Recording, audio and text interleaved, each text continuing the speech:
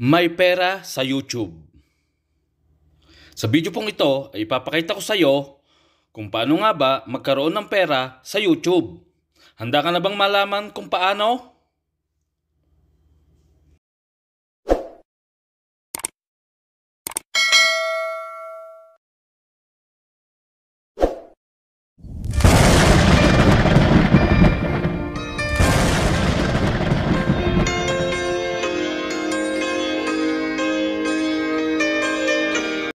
Pero bago po tayo tuluyang dumako sa ating topic, ay gusto ko po muna magpasalamat sa lahat ng walang sawang sumusuporta ng aking channel.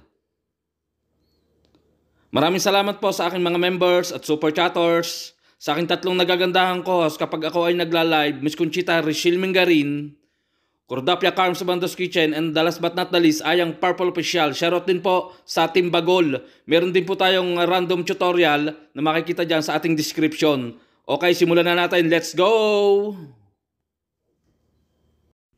Ito nga po ang mga requirements ng YouTube para kumita kayo ng limpak-limpak gamit si YouTube. Kailangan nyo pong ma-reach ang mga sumusunod: 1,000 subscriber, 4,000 public watch hours, in 365 days.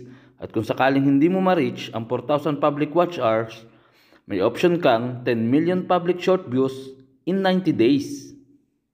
At dahil nga, love ka ni YouTube, nag-update siya para maaga kang maging YouTube Partner Program.